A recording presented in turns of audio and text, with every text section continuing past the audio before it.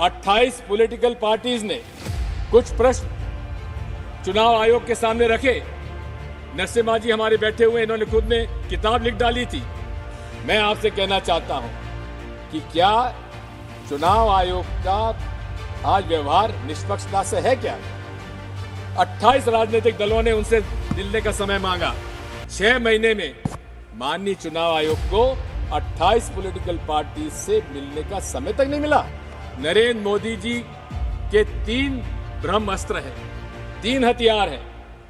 पहला अस्त्र है ईवीएम, दूसरा हथियार है धर्मांधता और तीसरा हथियार है ED, IT, CBI, NIA.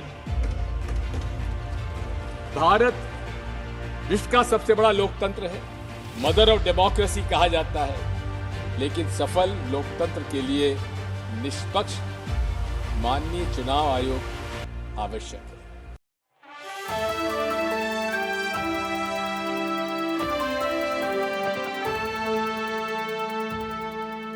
Narendra Modi ji के 3 ब्रह्मास्त्र हैं, 3 हथियार हैं।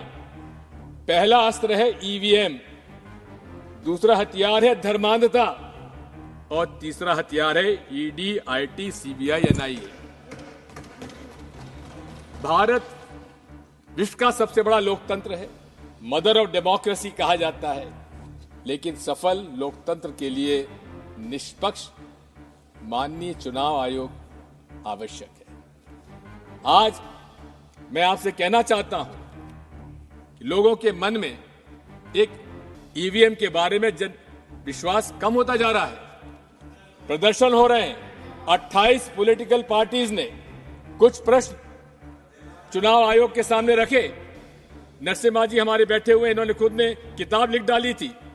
मैं आपसे कहना चाहता हूं कि क्या चुनाव आयोग का आज व्यवहार निष्पक्षता से है क्या? 28 राजनीतिक दलों ने उनसे मिलने का समय मांगा। 6 महीने में माननीय चुनाव आयोग को 28 पॉलिटिकल पार्टी से मिलने का समय तक नहीं मिला। हम ऐसे चुनाव आयोग पर कैसे भरोसा करेंगे? मैं आपसे कहना चाहता हूं कि एक तरफ जहां उच्चतम न्यायालय ने अपना सुझाव भेजा कि चुनाव आयोग के सदस्यों के चयन के लिए माननीय मुख्य न्यायाधीश उच्चतम न्यायालय के उनको भी उसका समिति का सदस्य बनाया जाए, लेकिन प्रधानमंत्री जी को रास नहीं आया और उन्होंने यहां से बिल पास करा लिया। जब सारे विपक्ष के संसद सदस्यों को उनको उन्होंने निष्कासित कर दिया और क्या किया कि प्रधानमंत्री जी के अलावा प्रधानमंत्री जी द्वारा मनोनीत मंत्री भी उसका सदस्य होगा। इसका मतलब कि 3 सदस्यों में 2 जब प्रधानमंत्री जी द्वारा होंगे तो उससे क्या उम्मीद की जाए? और यही नहीं है, आज ये बात साफ हो गई है कि बीईएल के अंदर 4 डायरेक्टर्स, इंडिपेंडेंट डायरेक्टर्स की नियुक्ति किनकी हुई है? भारतीय जनता पार्टी के लोगों की। सभापति जी महोदय, हमारी मांग क्या है? आज कंप्यूटर साइंस इतना आगे बढ़ चुका है कि हमारा जो मकसद है वोट डालने का, क्या वो उसका निर्णय हमको मिलता है क्या? आज सॉफ्टवेयर निर्णय करता है कि आपको मशीन क्या नतीजा देती है। हमारी मांग क्या है? हमारी मांग यह है कि माननीय चुनाव आयोग को वो सॉफ्टवेयर पब्लिक डोमेन में लाना चाहिए। हमारी क्या मांग है? ये मेरा अधिकार है, एक वोटर के नाते अधिकार है कि मैं जिसे वोट चाहूं उसको वोट पड़े। महोदय, कि इस पूरे विश्व में केवल 5 देश ऐसे आज हैं जहां ईवीएम के माध्यम से चुनाव हो रहा है। उसमें से ऑस्ट्रेलिया में जो सॉफ्टवेयर डाला जाता है वो पब्लिक डोमेन में है। मैं पूछना चाहता हूं आपके माध्यम से प्रधानमंत्री जी और पूरे मंत्रिमंडल से, क्या कारण है कि वो सॉफ्टवेयर बताने में क्यों इतने परहेज करते हैं? क्या डर है उन लोगों को? आज जब मांग उठ रही है जनमानस में चारों तरफ से कि हमें ईवीएम नहीं चाहिए, उस समय पूरे देश में ईवीएम का प्रचार करने के लिए चुनाव आयोग प्रदर्शन कर रहा है। अरे हमें प्रदर्शन करने की आवश्यकता नहीं है। आप हमें हमारी बात इतनी सी मान लीजिए, या तो आप बैलेट पेपर से चुनाव कराइए, जो 2018 में कांग्रेस पार्टी ने एआईसीसी रेजोल्यूशन में अपना मत रखा था, उस पर हम आज भी कायम हैं। और यदि आपको ईवीएम से इतना ही प्रेम है तो आप हमारे हाथ में वीवीपैट स्लिप जब नीचे गिरती है तो उसको हमारे हाथ में दे दीजिए और हम जाकर मतपेटी में डाल देंगे। इसमें क्या ऐतराज होगा माननीय अध्यक्ष महोदय, सभापति महोदय? मैं आपसे इतना अनुरोध करना चाहता हूं कि दूसरा हथियार इनका धर्मांधता का है। धर्म से इनका कोई नाता नहीं है। हिंदुत्व एक आइडेंटिटी थी, सावरकर जी ने जिसको नाम दिया था, और उन्होंने खुद ने कहा था इसका कोई धर्म का लेना देना नहीं है। लेकिन बिना धर्म का उपयोग करे राजनीति में भारतीय जनता पार्टी जनता के बीच में चुनाव में नहीं जा सकती। और यहां तक कर्नाटक के चुनाव में नरेंद्र मोदी जी खुद उन्होंने वहां पे आम सभा में कहा, बजरंगबली का नाम लो और कमल के फूल पर बटन दबाओ।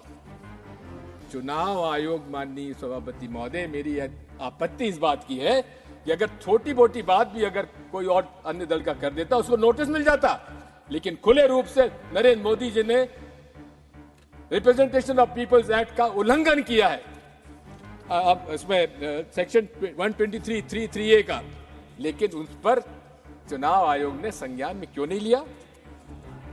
आज भी पूरे देश में धर्म के नाम पर ये व्यवसाय कर रहे हैं।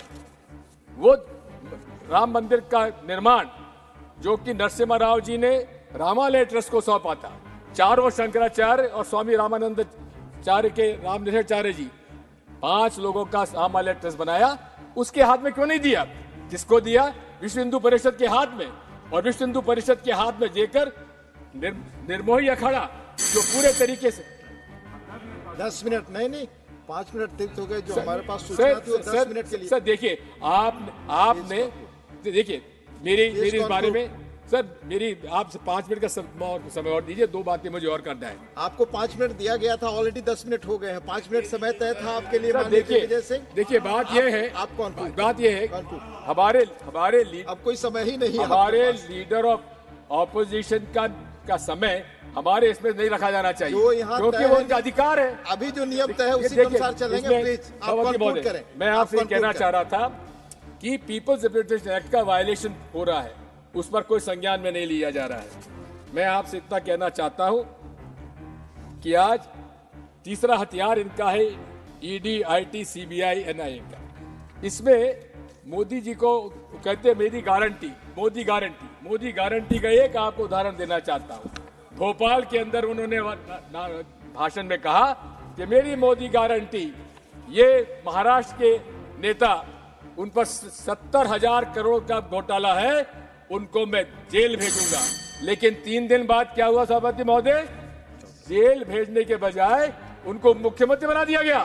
देवेंद्र फडणवीस कहते थे दादा चक्की पीसिंग, आज दादा जेल में नहीं, महाराष्ट्र के मंत्रालय में बैठकर मोदी जी गारंटी कर पीसिंग कर रहे हैं। मैं आपसे कहना चाहता हूं कि पूरी तरह से भारतीय जनता पार्टी दल एंटी पुअर है, शुरू से रही है, कोई नई बात नहीं है। पूरे कॉर्पोरेट्स के पक्ष में इनका पूरी रही है पूरा। और इसीलिए कि हमारे जो डायरेक्टिव प्रिंसिपल्स में असमानता दूर करने का निर्णय था, उससे अलग अमीर और गरीब का असमानता बढ़ती चली जा रही है।